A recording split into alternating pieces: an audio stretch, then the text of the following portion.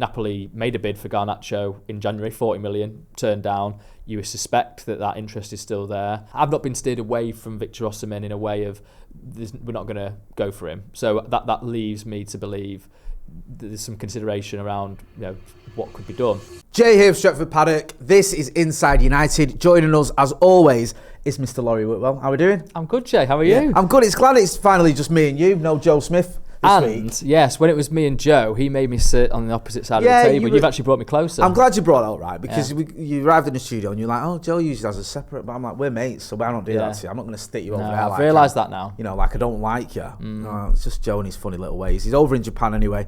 A weak excuse. I know. He's been sending me pictures of raw tuna, slabs of it. So I hope he's enjoying himself and getting that protein. He has been doing the news, to be fair with him. Oh, has he he? insisted. I was like, you don't have to do news, you're on your holiday. He's like, no, it's fine, and I will. He doesn't want to be forgotten, does he? No, he doesn't. I think he's scared. He realises that there's people. This is it. People like Joe. Ready to go. Do you know what I mean? We don't even need Joe Smith. But don't worry, he'll be back soon, hopefully. Loads to talk about. We'll start with Forest game. Oh, right, yeah. You was at the City Ground last night. Obviously, United losing. It was almost inevitable, wasn't it, by the way? I was feeling positive, actually. Ilanga to score was inevitable, the winner. It just felt like it was destined to happen. We had Ryan Hopper and Damani Mellor on the watch along with me and McCullough, and we were chatting before the game. It was like, Damani would have played with him, right? Yeah, he was he played with him, and obviously Hopper trained him, coached him as well. So there's a massive connection there, and they were both like, you can see him doing something today. You can see him scoring, and obviously 4 minutes in or whatever it was, he did. After that though, United had a lot of shots. Garnacho in particular had a lot of the ball. Now, you wrote about Alejandro Garnacho, and there is a bit of a question mark of whether he can fit into this Ruben Amorim system. What do you make of Garnacho and his current situation at United? Because there's been speculation as well, hasn't there, about him moving on. Yeah, I'm so conflicted, and I kind of changed my mind sort of game to game, which I know is not a great place to be. You kind of need to be consistent, I know, but you need a kind of underlying set of principles, I like it when people change their mind, though, because it's like you watch a game, you see something different, you might go, actually, I mean, that's why a young player. It does show you why I suppose it's quite a difficult job to be, in recruitment maybe, or a head coach and picking these players. But yeah, I sensed last night it was the most frustrated I've seen him, I think, play for United. Obviously, he got booked for kicking the ball away with dissent. That was when he got flagged offside from a Bruno pass, where it felt like one of those rare moments that he got to go one-on-one against his opponent, which I think is perhaps where the frustration came from, in that he was then offside. It was like he'd missed that chance to attack his guy, and he shouldn't have been offside as well. It was a fairly straight, fairly comfortable ball. It wasn't on the edge of things. And then it was interesting that Rasmus Hojlund actually took the time to go and sort of give him a bit of a pep talk, because you could see that he was kind of ruminating over it. He kind of like lifted his shirt up and was kind of pained expression. And then at the end of the game as well, he kind of flopped to the turf on his back and kind of sort of lay there for a little bit, kind of contemplating things, I guess. And Mason Mount came across and kind of lifted him up and gave him a pat on the head. So he just looked like a player that was kind of really feeling it. And he had 6 shots, the most in the game. He often has the most shots by a United player in games. But none of them really were challenging. They were off target, weren't they? He didn't test Matt Sells once. The one shot was when he managed to cut inside, and Ryan Yates did a really good block, didn't he? I thought that's the Garnacho you want to see. That's the kind of player that's excited United fans. And now the question is that on him? Because he is naturally, he's 20 years old, he's going to have dips at times. Is that more his level, where we're sort of seeing this, perhaps now 3rd season at the club, he's defenders know how to play against him, or is that part of the system? And I think it was interesting that he did swap sides at half time when Amorim brought on Hojlund and dropped Xerxes back, and then Bruno went back, and so I think he realises that Garnacho off the left gets him into more of those situations than he does on the right, where he can kind of where he can hug the touchline a bit more. And he spoke about that, Amorim, where he's got different kinds of number 10s. And so, but ultimately he wasn't able to kind of affect the game in the way that he would like. That being said, he did carry the ball with aggression, and that's what you want to see. And out of all the players, at least he's having those shots, because you can compare it to Hojlund and Xerxes, and there was a kind of amazing stat, I feel like, after the game when I was having a look at these things. I was thinking Garnacho has a lot of shots. So he's had 68 shots this season, Garnacho, in the Premier League. Right. Bruno's the only United player with more, 78. But Garnacho's shots is the 11th most in the whole Premier League. and he's got 4 goals, which is the 61st most in the Premier League. So you can see the issue where I'm not necessarily having a go at him for trying. You need to try these things, particularly in a team that is not scoring goals like United. But there's obviously optimal moments to do so, and it felt like on a couple of occasions at least, he was shooting rather than passing to a teammate.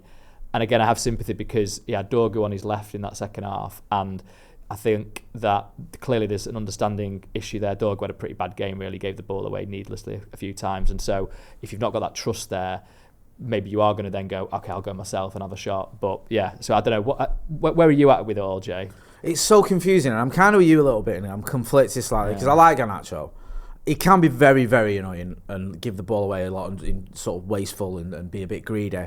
But it feels like the closest we've got, and this might sound insane, to a sort of throwback to the United players of old, because he wants the ball, he gets on the ball, he runs with it. Doesn't give up, does he? Doesn't. He's very tenacious, keeps going. He's got stamina. Yeah, and I think that there's that element which I like, because I want someone, I always say as a winger, I know he's an inverted winger or whatever, or a 10 now, but he feels like a winger, doesn't he? Run at the fullback, run at the defender. I want to see that, and he does do that, and there's some games where he does it really well. It's just the final products, and then those stats you said there, is it 4 goals out of 61 shots or whatever it is, the highest, one of the highest amount of shots, lowest, like in terms of the goal ratio isn't great at all, is quite damning. I wanted to ask you one thing though, not to avoid your question. If it was up to me, I'd keep Garnacho, but we'll get into that in a minute. But him and Hojlund, you mentioned that Hojlund speaking to him. How did you sort of weigh up their relationship? Because it's something I know, it's more when I'm at the games. It seems to be more than just teammates sort of arguing at times because they're not getting the service to each other or whatever. It doesn't seem like they're quite gelling. I need to go and look at the stats of how many times Garnacho has passed to Hojlund, because I don't think it's very many, really, for what you'd expect from 2 players that are trying to combine to create goals. And I think maybe I'm wrong, but I thought that was maybe a little bit of play, against Leicester when Hojlund was going through and Garnacho ends up scoring, and that was on the right, and he gets his goal from the right. But the first one that was flagged offside kind of came because Hojlund delayed and eventually passed it, and he'd kind of gone offside at that point. Could Garnacho have kept his line a bit better? I don't know. Could Hojlund have released it sooner? Yes. But I was sort of thinking, again, is that the kind of thought that goes through your mind in those split seconds? Well, I'm not going to get this ball back if I give it to him now. So am I really going to pass to him? But I do think that he was actually, so he went crazy, justifiably so, in San Sebastian at Dalot, not crossing to him. And again, I don't want to beat up Dalot for that necessarily too much, because he then did some couple of good crosses in subsequent matches. But later on in the games, there was Garnacho and Hojlund had passed to him, wasn't passing back to him, and you could see that he wasn't the same reaction. It wasn't kind of anger. It was sort of like just disappointment, sort of, and a slump of the shoulders rather than kind of admonishing him too much. And he has done that previously. He has had a go at him, hasn't he? Yeah. Passing to him. So I wonder if he's kind of got to a point with it where he's like, he's a young player. I know he's not going to pass to me all the time. He wants to go alone. I'll sort of get on board with that, and maybe in pre-season, when we have time to properly reflect on things and have time in each other's company, we can get into it in a big detail. But yeah, I thought that little touch from him last night kind of showed that he is. People say Hojlund's a nice guy, like he's good around the place. And I thought that was a moment where he acknowledged he could see his teammate struggling, I think, and kind of went over to try and say G him up. And so I thought it was a nice moment, really. It's good to see that, because I do worry about them too. I do think we need them to get on a little bit. I don't have to all be Bezies, because look at going back to Tilly showing a Randy Cole, whatever. Sometimes you don't get on with your teammates, but those two in particular. And that can actually work. Bit of creative friction. I mean, certainly at Leicester when they won the title, and I'm harking back to my days covering them, but that was certainly at play there, where you had, some of the players not necessarily, they all kind of got on, but like with Ranieri even, there was a little bit of friction at times. So that was interesting. And actually it's a kind of curious point that when Hojlund was signed that summer, I was told that Garnacho at the sort of team hotel in pre-season was loving the fact that United were signing a number 9, because he was like, finally I've got someone to cross to. Right. So it's kind of funny how it's then sort of developed. Yeah. And I wonder why that is. I understand that players, I think Hojlund had suffered from this.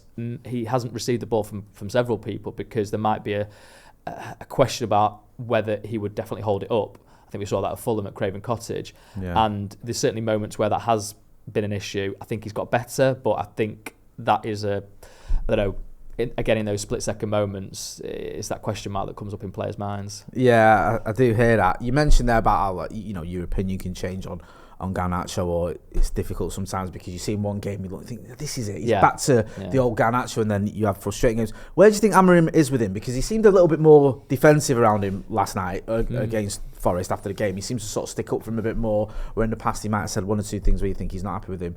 Do you get an indication where Amorim's head's at with Alejandro Garnacho? I thought his answers last night were really interesting on that whole topic, because clearly he's not afraid to be blunt with players, with everybody, with himself really. I mean, he brought up again last night in terms of the Elanga answer, which I thought was really interesting, that you don't necessarily get the time to develop. Elanga, he sort of said, didn't maybe get the time. It's a different pressure at United than it is at Nottingham Forest. Yeah, I think that's fair. Yeah, I might not get the time. So in the context there with Garnacho, I think that's again a relevant point.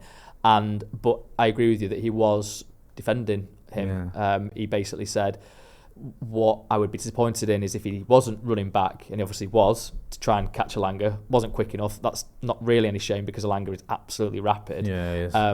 Could he have fouled him? Maybe, but he should have done better, I think. But equally, so could Dorgu, so could Mazraoui. So I think Amorim's point was at least he is doing the defensive stuff that I've asked him to do, to run like a mad dog, like I've asked of all my players. Yeah. And so I'm going to back him in that sense. And yeah, maybe he didn't make the right decisions in the final third, but I think you could say that for a few players. So I thought it was a very kind of, supportive statement around Garnacho. He got asked a couple of questions on him, and both were in that vein. And that is interesting. So that might very much be exactly what he's thinking and wants to support his guy. I think there's also maybe an element of what's the point in killing this kid when you need him for the rest of the season, potentially Europa League. He could be the key to getting success there, which would be absolutely enormous. And also, if there is any thought on what happens in the summer in terms of if he might go, let's not talk down one of our players.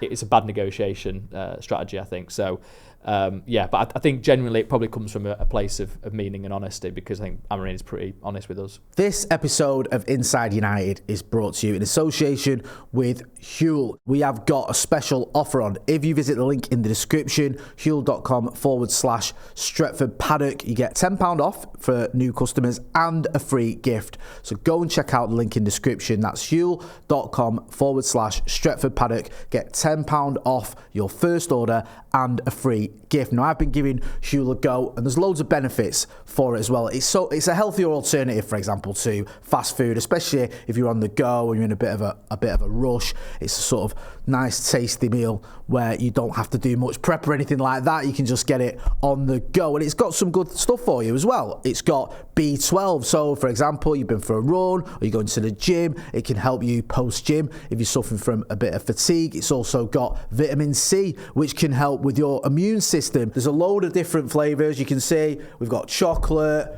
there's vanilla. My personal favourite is strawberry banana. I do like this one. It is nice and tasty. It's the one I do like them all, to be fair, but this is my personal favourite, strawberry banana.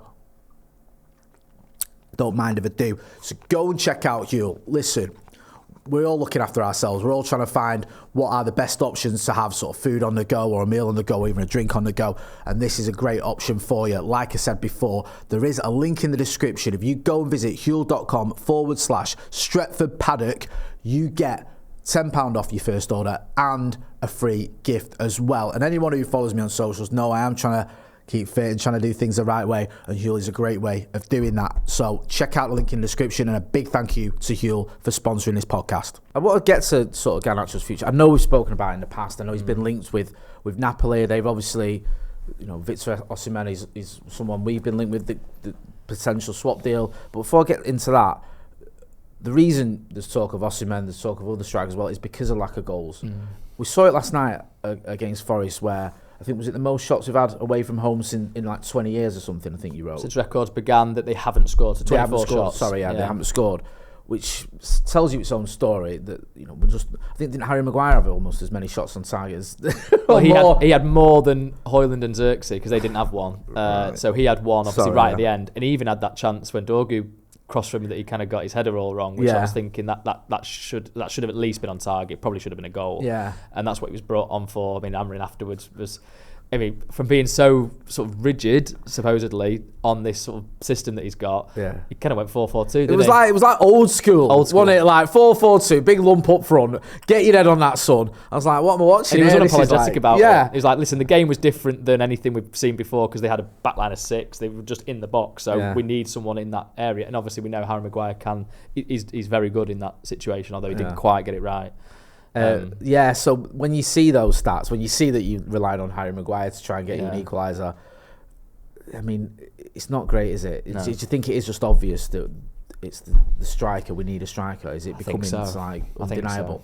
I think so. I mean, that's certainly since January, I think that's been the belief that a centre-forward is what is required in the market. Easier said than done though, right? Like, I mean, they needed a striker. They've needed a striker, well, how many years? Martial, you know, he was sort of supposed to be leading the line that year, and then him, Rashford and Greenwood were pretty good that year. That worked, didn't it? And then Ronaldo comes in.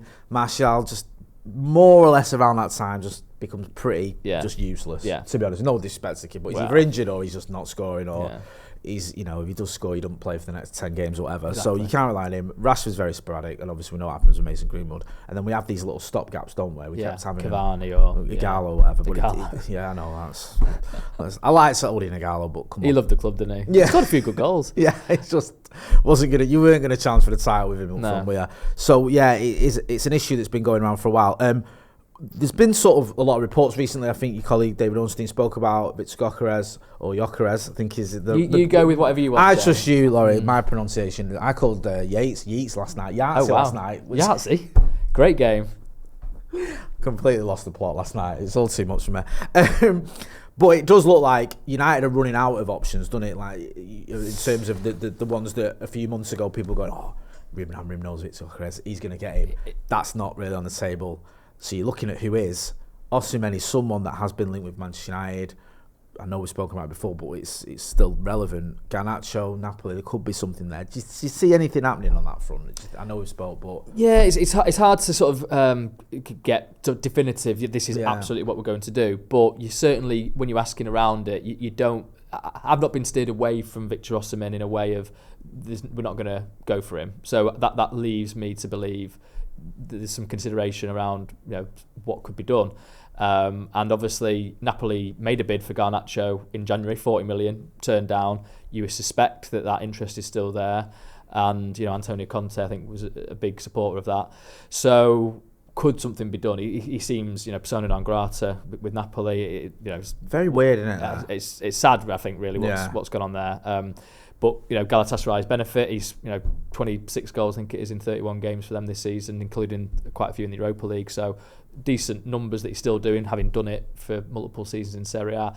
So clearly he's got that edge, you'd think. I know it's a new league, he hasn't played in the Premier League before, and you can't necessarily transpose what happens in Serie A to the English top flight, but you feel like he's got that ability to conjure something out of nothing. I think that's the issue perhaps with Hojlund and Xerxes. There doesn't feel like at the moment they've got that ability to translate a half chance and take it immediately. I know the Leicester goal was a really good strike by Hojlund. He kind of got the space, didn't he, by a Leicester back line that wasn't necessarily the most alert to danger, shall we say. Whereas Osimhen, he can score from all angles, can't he? So yeah, that would be an interesting one. It's just obviously, the finances. United need to sell to buy. Okay, Garnacho, if that was going to be something they pursued, would help facilitate that, you'd imagine. But then also the wages as well. So that's a sort of bit of a question mark. The Gyökeres thing was interesting in terms of Arsenal having interest in him. Yeah, I think everyone assumed that he would be somebody that Ruben Amorim would want to bring across. But I was kind of told a few weeks ago that that was perhaps unlikely. So I don't know. I was told the age or the kind of, I don't know, the overall cost of the deal. So I suppose if that's the difference in the Osimhen one is this potential Garnacho make weight. If Garnacho wants it, obviously you can't discount his agency in this whole thing. So and then you've got Liam Delap as well, who's certainly somebody that United are looking at Ipswich. 10 Premier League goals this season, and he's looked pretty strong, pretty robust. But again, he's only 22, so it's another player that you kind of, I don't know, taking a bit of a chance on. But the thing is, are there the established strikers that you know are going to be a hit that you can afford? Harry Kane's the one. He's got a release clause at Bayern Munich, but you know, are they really going to go there again? Nah, it feels unlikely, doesn't it? It does. I mean, I know we don't want to keep getting aging strikers, but if it was Harry Kane, I don't think anyone would be moaning about that. Would accept him. Okay. I just wanted to ask you one quick question. You see, you used to cover Leicester. Has anyone from Leicester been in touch with you about the United game? Because we've had a lot of Leicester fans commenting every time we sort of talk about Hojlund's goal or the performance against Leicester, saying, "Don't count that." Oh right, because we're so bad. Leicester fans will be like in our mentions constantly saying, "Lads, you need to forget about the Leicester result." It's like, and I'm not trying to downplay Rasmus Hojlund scoring or Garnacho because I keep talking about it, but like, this Leicester team is so bad. It's almost like you shouldn't look too much into it. I keep getting those messages, and I wondered if you've. No one said anything to me specifically, but I've had a few that have been sort of saying, "Well, we are absolutely rubbish." Yeah. That's what. Feel free if you want to use that as your kind of your springboard. Thank God for Leicester is all I can say, because without them this season would be a lot worse for Manchester United. I mean, it's been bad enough, but at least we've had a few wins out of them. No disrespect. Obviously, someone like Osimhen, he's going to want decent money. You did a big piece, I think it was last week, about wages. Yep. You were looking at sort of what Jim Ratcliffe has been speaking about, wages at Manchester United, and there was sort of positives. If you look at, I think it was the amount of money United spend on wages compared to turnover was quite low. When you say, okay, that's a good thing. It's healthy, I think is the right way to put it. But then on the flip side, there was the fact that I think for last season United were the third highest spenders when it came to wages for a team that finished 8th.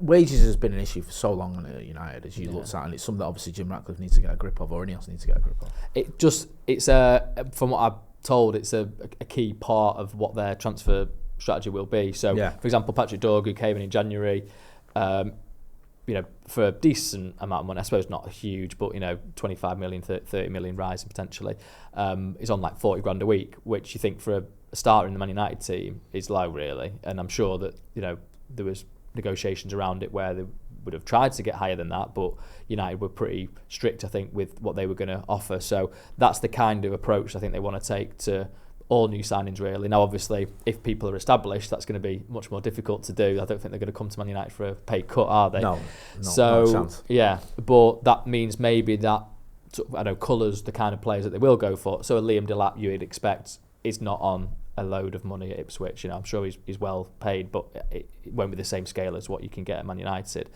And so that might inform what they do. Just having a look at the whole numbers around United. I mean, it was kind of the springboard for that piece was Jim Ratcliffe saying to, I can't remember who it was exactly, maybe the BBC or the Times or Telegraph, in one of his interviews, he said that basically Amorim's only had 4 out of his top 8 earners available to him.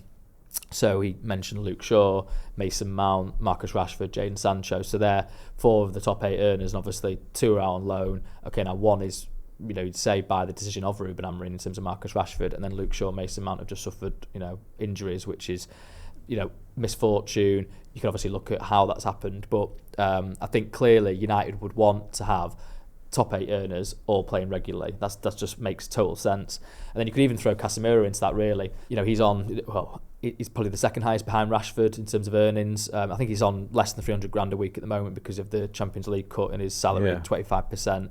But he hasn't featured all that much this season. He's like, I think, 8th or 9th in terms of the minutes played in the Premier League. So United want to have players paid appropriately, and then those that are paid well, playing all the time. But Bruno Fernandes is the perfect example for them, where he comes in from Sporting, 100 grand a week, something like that, because he wasn't, again, he came from a league where the wage salary is totally different than what it is in the Premier League, and gets a good pay rise to come to United, does brilliantly well, and then they actually proactively approached him to give him a better contract, something like 250 grand a week, I think it was, after 2 years, 4 years ahead of when he was, going to be out of contract. So proactive, he feels rewarded. United have kind of got, they know that the player is going to compete for them regularly. And then his latest one, I'm told, wasn't that much of a pay rise. It was more about committing to United, hearing what they had to say, knowing and understanding what the plan was, and him backing it and going, yeah, okay, I'm up for that, and them doing likewise. So that's the kind of approach they want to take going forwards, rewarding players once they've done it for United, not sort of as soon as they're through the door. Yeah, I mean, Bruno's you just wish all players could be like Bruno, because he's always fit as well, isn't he? Always That's the fit, thing. it's He's not huge. on ridiculous money. He's always available, and obviously he's a vital player for United. One player that was vital probably when he signed his deal was Luke Shaw. You spoke about this in your piece. You look at that, and it does seem that United were a bit naive with this. If I'm being kind when I say naive, because yes, Luke Shaw is a very talented footballer. We all know that, and if he's fit, he probably starts for Manchester United and England. But the injury issues have been there. They've been there for quite some time. And it's not just, the last sort of season or so, which has been awful. But even before then, he was missing quite a few games. And yet they handed him a deal that felt a little bit, I don't know, it just felt a bit foolish. Yeah, I mean, certainly hindsight is perfect. But I think I agree with you that, I don't know, even at the time, people might have been a bit circumspect about. I still also think, though, that people, at that moment, he was performing really well for United, and he was actually up there. So I think he was fourth most minutes of all players, including like De Gea, Bruno. Okay. So it was like towards the end of the season. I think his contract was up, not that summer obviously, but the one after. So it was getting to a point where they needed to sort it, and he was probably, I don't know, one of the best left backs in the world. You'd probably say. I think that's a fair comment. I think, look, if you're playing for England, if you're doing very well at a United team that at the time I think was third in the table or whatever, then it's not ridiculous to say you're one of the best left backs in the world. I think that's a pretty fair comment. I mean, he was at one point he was like one of England's best players, wasn't he? So I think that's true. It's just hindsight is a wonderful thing, but you think the signs were there. There was signs that this isn't a player that's regularly fit, and this almost feels like it's almost an exception to the rule that he plays most of the games in a season. Yeah, got you. I mean, obviously, it all traces back to the leg break, really, doesn't it? And that, I think, is then, just how that whole calibration in your body works. It must have a lingering impact, and obviously, clearly now in this particular moment, they've treated him with kid gloves in terms of bringing him back and allowing him. He went over to Qatar to do some warm weather training before his return now, obviously, to training at Carrington. So that's an interesting aspect to it all. I mean, you're right. I remember the Phil Jones case where he got a new contract.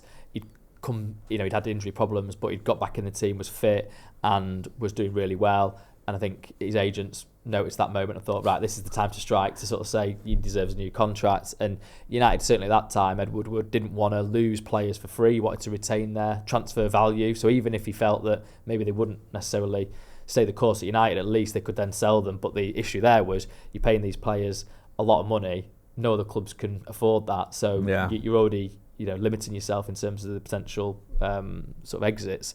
And also then, the injuries return. And so you kind of, and it's no fault of Phil Jones's, it's just that you are then stuck playing a player that is not playing for you. And that can't be a good business strategy.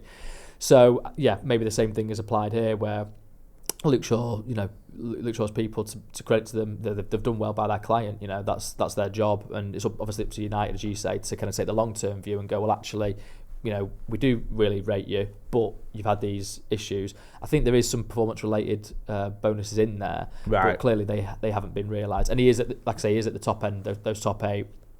I don't know. You're talking 200 grand, something like that, before Champions League Cup comes in.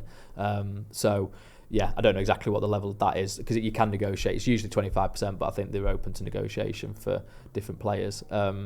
So it's obviously just quite a lot of money that clearly Jim Ratcliffe, he's put it out in the public domain, hasn't he? He wants that on the pitch. Yeah, because it's interesting, because we spoke the other week, didn't we, about Kobbie Mainoo, and about there was various reports on what he'd asked for. You said, I think, it wasn't quite what was being reported as high as that, but he's still going to want a decent amount of money. But then again, he's had injury, an injury this season, and he's a player that I think, I don't want to go over what we spoke about elsewhere, but you want to keep him, but obviously the money's got to be right. Now, as you mentioned in your piece, there's a sort of indication that United understand the idea that, like you said earlier, if you're going to get an Osimhen or someone, maybe you do make those exceptions, and you have to do that, don't they? Because if you're not, we might win the Europa, but if we haven't got Champions League football, which is a distinct possibility, if we're finishing in the bottom half of the table, yes, we're still Manchester United, still one of the biggest clubs in the world, and we're still, we've got 76,000 fans or whatever it is at Old Trafford. But you've still got to offer players something more than just coming to play for United. And if you are going to get him, you're going to have to give him some decent money.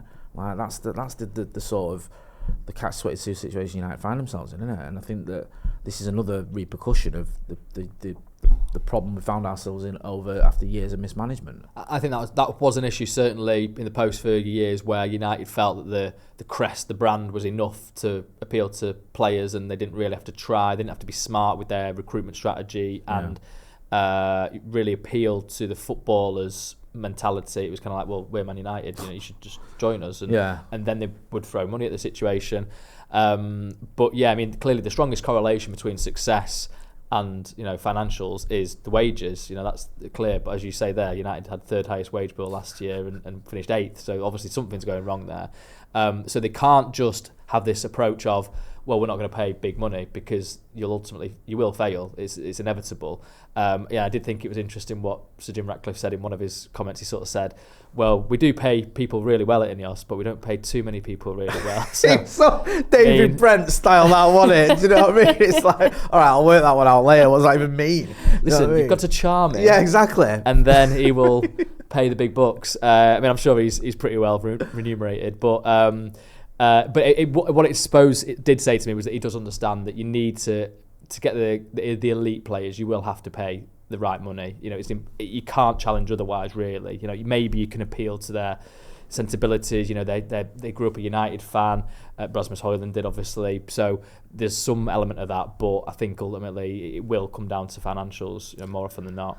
Yeah, I think you're right, and it is frustrating. It feels like we wasted all that good grace we had when we were still sort of living off the reputation of winning all those titles. Under Fergie, they definitely utilised that. And then we bought players in that perhaps definitely didn't live up to those expectations. So it'll be interesting to see how he sort of works that out and what they do. I just hope that we do keep hold of players we want to keep hold of, the likes of Mainu, and I don't know what the situation is with Diallo as well. Ahmad, sorry. We just signed a new contract, Ahmad. Sorry. But you're right with Mainu and Garnacho, because they're obviously at the much lower end of the spectrum, because they signed their deals really before they'd emerged properly. So Mainu, when he was 17, I think he played 3 times. So Garnacho, a bit more fit. But you're talking like, sort of a few tens of thousands really for those two. I think Garnacho's on more than Mainu. But now United, the decision they have is, do we now give them these new contracts that reward their status in the team, or is our view that actually from a football perspective it's better to cash in, really? It'll be fascinating to see what happens. Well, fascinating is one word. Sorry. No, I know we did it. We've done all this. Let's not. I've seen Adam on the Overlap talk about Yeah, it was mad because he went strong on that, didn't he? Yeah, he did. I share Macca's thoughts on Kobe Mainu, and it's interesting that, and we spoke about it last time. He was on like Scholes did it, where it's looking at Mainu slightly different because of this season, because he's had quite a few injuries, and because you've got a new manager with a new system, and because of the question marks now. And Scholes said, does he fit into an Amorim system? Plus he's been injured, and I do feel like people are not, sort of saying that everyone wants to get rid of Kobe Mainu. I don't think that at all, but I do feel like there's less pushback on it than there was, say, it was even certainly January. The first stories that came out, it was riots, Yeah, the kind of it was sense like, of it. Are you insane? Yeah. But then you go, a few more months where he's not playing, and then people start questioning it. But look, I think, like I said to you last time, Mainu comes back into this side. I think he fits in. I actually think he could be one of the 10s. And I think if he as soon as any player comes to the United team and does well, people automatically straight away, it's like, right, this is why we rate him. This is why we love him. You've seen it a little bit with Bruno over the last few months. There was a spell, wasn't there, where Bruno's form wasn't great. Yeah. Getting a bit of criticism, people looking at it going, he's got to step up.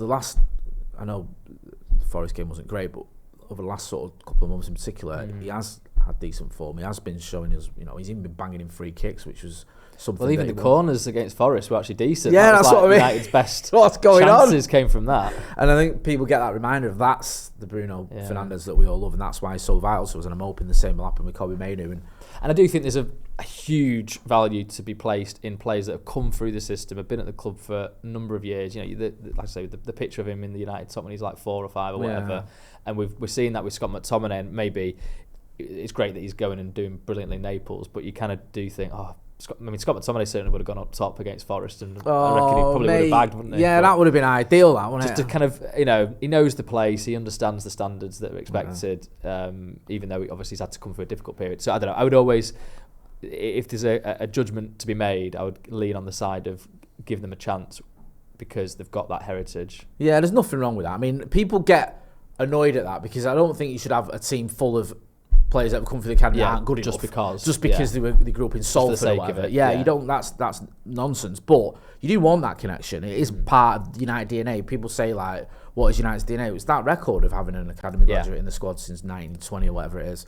So yeah, it'd be good to see that. I mean, not to go backwards as well. It's weird because you mentioned like obviously McTominay and I just actually do feel like I don't want him to go. But if Garnacho did go to Napoli, I think he'd smash it. Oh yeah. I think they like you can tell, can't you? Like that league, the pace of it, the talent he's got, you can see him absolutely. He's not coming up against someone as fast as Anthony Elanga there. I don't care. No, he's not. Maybe I'm absolutely denigrating a whole nation here. You can be respectful and be honest. And I think if you look at players like Ashley Young and Alexis Sanchez and Chris Smalling, who you were winding down at United or you thought they weren't good enough, whatever, went to Italy and did well, won titles or whatever. So yeah, I could see that being a good move for Napoli. I just don't know if it'd be a good one for Manchester United.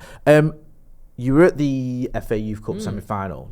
We have spoke to Finn about this on Academy Review, but I do want to get your take as well because obviously a really frustrating night for Adam Lawrence's men, and Villa had the dark arts going as well, didn't they? I don't want to be all bitter about a load of children, but it was annoying when that goalkeeper kept. He's definitely had a few tips from Emi Martinez. I mean, great penalty saves to be fair, particularly the first one from Jimmy Thwaites. But yeah, he went.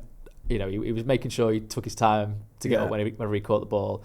And I think Adam Lawrence, we spoke to him afterwards, and he basically sort of alluded to the fact that maybe he said Villa weren't playing for penalties, but I think they realised that would be a good outcome. Yeah, I mean, look, you can't begrudge them too much. They did what they needed to do. They got a result against a very good Manchester United team that everyone thought probably going to go on and win the FA Youth Cup. And it's a shame because I know they've won other trophies, but everyone looks at the FA Youth Cup, don't we? That's the one we all remember. That's the one we all know. Well, it would have been a final at Old Trafford, probably against Man City. I mean, come on, like that would have been amazing. So yeah, I do feel for them, but I said it on the Academy. They've done well. These lads, and there's a few there that look like they've got a very bright future in particular. So. One player who everyone has always been speaking about ever since he arrived at Manchester United is Chido Obi. He obviously was part of the team for the FA Youth Cup semi-final. Amorim spoke about that because everyone was like, is he going to be playing against Forest? Where do you think his sort of immediate future is in this with United at the minute? Because he's not eligible for Europa. Yeah. But as you've just pointed out, we ain't scoring in the league. But then you've got to keep players happy. You do rely on in the Europa. Yeah. It's a weird situation we find ourselves in it with Oba. Yeah, really weird. I asked Amorim about this at his pre-match press conference, and he basically said that he needs the minutes. It's true. I mean, I think since his hat-trick against Chelsea in the FA Youth Cup, I think his minutes hadn't added up to 90 minutes, and so then he's gone and played 120 minutes for United's youth team in this next appearance for them. So that shows that the balance between first team exposure, being around the place is important, but also you do have to be playing just to kind of get that sharpness. And I wonder if that affected his game because he wasn't. It didn't feel like he was. At his best there. No, I don't want to be overly critical of the lad, but there's a reason everyone speaks about him. There's a reason his numbers are so ridiculous. Yeah. He's a phenomenal player. Goal scorer, yeah. He had some moments, but it wasn't the Chido Obi that everyone... Yeah, I thought he linked play quite well, but he was having shots, from range again that weren't necessarily, getting that close. There was that one, wasn't there, where he sort of stabbed it wide. It was that could have been the winner, but yeah, I mean, it was a frustrating night overall for United because they had a lot of control and I think they looked the better team. But Villa were probably the more dangerous. Maybe they had the better chances. Certainly that one in extra time that should have been scored. I think it was extra time. And obviously the penalty as well that they missed in normal time. Yeah, so it's mad that they missed the penalty and you think when it went to penalties I was like, well, they've already missed the penalty. They were happy days. And Murdoch had pulled off a couple of really good saves again. And then who was the lad who, was it Bragamoff who winked? I missed this. So is this what was shown? So he winked at the goalkeeper? Yeah, I think he winked at them. I don't watch penalties. I was sort of... It was quite tasty, wasn't it, between a few of them? Yeah, and then he did a wink before he took it, I think. That's what was so... Because I didn't, like I said, I was watching it, but then I didn't look at the penalties when everyone was talking about it. Phil Jones actually had his arm round Ibrahimov after the game. Sort of, he looked, quite... distraught about it all, really. And so you got Phil Jones there, sort of with the under-18s, helping him out and kind of, I don't know, trying to give him a bit of encouragement. United fans were great, by the way, as well. Yeah. 1,000 or so there, in good voice the whole way through. So Alex Ferguson was there. Yeah, Rashford was there as well, wasn't he? Yeah. I only found that after because he kept a low profile. But Right. I kind of weirdly bumped into Fergie. We were going into the car park. He was coming out. He was going around to a different car park, so I could see that he was there and he was chatting to a fan for quite a long time. Actually, Was it? So yeah, he seemed in good spirits. But I think he watched it with Darren Fletcher in the kind of director's box, and then the Rashford thing. Got told about that, and then I saw on TikTok there was a video of him. But yeah, I think he just wanted to, from what I can understand, show support. Wanted to see the lads in action, the United team, but also show support for the Villa team as well. But good that he went, because obviously that's his path, in terms of the United academy. But just a shame, because I think there's good talent in that team. I just think maybe some of them didn't quite perform at their absolute potential, and Villa just had a really good game plan, really, for what their abilities were. They did have definitely some good quality, but you could see how much they loved going through. They properly celebrated it, which is great. Like, you want to see that, don't you, from kids? Yeah. It would have been better if it was United. I know it would. That's the thing. It is annoying, but fair play. Just quickly, before I let you go, do you think that we could see some of these youngsters, I know we've spoken about Chidobe, but featuring this season, even maybe towards the end of the season, or do you think he might give a few of the youngsters an appearance? I asked Finn about this, just because of the way the league's going. Yeah. It feels like, I don't expect anyone to start the Manchester derby, but we get to last 3 or 4 games and United are 14th or whatever. You might think, well, why don't I give them around the place or whatever? I think a bit of a run out. Well, listen, picture the seat. Say they're in the Europa League final. That's on May the 21st. That's actually before the final game against Aston Villa. Right. The Chelsea game is that weekend as well. So that's I think is it the Sunday then the Wednesday, something maybe like that. I could be wrong. So you're sort of thinking he would probably have to rotate. Now, obviously, he's going to have some players back, hopefully, that he can then use from a senior perspective, but you would think that there's a few. I'd love to see, Jack Fletcher, I think, has been really impressive when I've seen him. I actually thought Tyler played better than him at Villa Park, and it was Jack that came off first, actually, in that game. So it'd be nice to see one of the Fletchers, I think, get there. They are different players. We spoke to Colin Little and Adam Lawrence and Nick Cox beforehand for Talk of the Devils. And they were really fascinating. We referenced on that. one of your interviews, actually, with Colin Little. Was it him that mentioned about Cole Palmer? Yeah. We were speaking about this the other day, because when Cole Palmer was 16. Yeah. Why did you ask him about that? Why did you do that to us? He brought it up. It was that was the most depressing thing I've read all season, and it's been a bad season. I was like, what? We could have got Cole Palmer. Tell me this is just nonsense, and it wasn't, because he said, I think, when he was 16 that Cole Palmer or City hadn't sort of. Well, so it was Andy Mitten. It was him that brought up the Wivenshaw connection. So he was like, "Go on, Cole. You're from Wivenshaw. We know Cole Palmer's from Wivenshaw. I think obviously." Kobe Mainham and Phil Foden, not too far from that area. And so he was like, go on, who's next? And then Colin told us this story about Cole Palmer, which I thought was really interesting. But it was City. I think Jason Wilcox has spoke about it, so he was academy director at that point. Yeah. Some people at City were umming and ahhing over whether to give him a contract, because you can leave at 16. That's one of the kind of points in the academy system. And Wilcox has said, I kind of had seen, he'd released David Brooks earlier in his career, and had realised that the lad that went to Bournemouth. Yeah. So he was like, you need to allow some players to develop, and I hadn't seen it with David Brooks, but I saw it with Cole Palmer, and he stayed. So I just thought and it's funny how things have worked out now with Wilcox being technical director at United, but. But it was really fascinating speaking to them guys. About the Fletcher twins, and I was sort of having a bit of a laugh and saying, "Can you tell them apart?" And Colin Little was insisting he could, but originally it was just because they wore different coloured boots. Oh god! So and they don't like it if you can't tell them apart, really? which I understand totally. You wouldn't want to get confused with your sibling, would you? But they play in different positions. They're different kind of players. Yeah. But I think only John Aston and John Aston Senior have been the players that have played for United as a father and son. Obviously 1968 European Cup final. So we've had a few close misses. Yeah, because Robbie Savage never played, did he? So Charlie and Robbie. But Robbie never There's a played. few others that have been like reserves. Even Harvey Neville, maybe with Phil Neville in the reserves, I think maybe, and a few others. But yeah, from what I can tell, I think it's just the Astons. And so if one of the Fletchers could do it, then I think that's a nice touch. Yeah, I like things like that. Obviously, it shouldn't just be for the sake of it. No, but it's not. It wouldn't be. They're good quality players. Yeah, I don't think anyone who's watched the academy can look at the Fletcher brothers and go, "Well, they don't deserve to be anywhere near the United team." If they get in there, it's going to be on merit. Just because Darren Fletcher's the dad. Do you know what I mean? Certainly. we said that. Does Darren Fletcher ever put a bit of pressure on players? He's like, well, no, because they deserve it. Basically, it's fortunate they were in that situation. Yeah, because they are mint, aren't they? Like, let's have it right. Because there will be people that are saying that. You can imagine it. Can't one of them gets a day? You're like, he's only in the team. He's Darren Fletcher, so you're like, well, no, he's obviously like gifted. But that'd be a nice story. And just a final point on all that. Actually, it was interesting that Harry Amas wasn't in the FA Youth Cup team. I think probably would have liked to be, but they wanted him obviously around the first team picture yesterday at Nottingham Forest. But him and Cheetah have been the two that they've kind of had to try and figure it would should play. But it would be quite nice if Harry Amas, I think, got a few more minutes towards the end of the season. Yeah, I like Harry Amas. With me and you've spoken about him a few times. Obviously, we spoke to him on tour. Steve spoke to him, and he was very mature for his age. Yeah, very sort of self-critical at times. And I remember one game we were chatting to him, and he's like, didn't have my best game today. He's like, I can do better. And the next game, he was did really well, and he was much more sort of self-congratulatory. But I do like the way he plays as well, very front foot kind of defender, and he's just be interesting to see what happens with him, because we just don't know, do we, with some of these youngsters.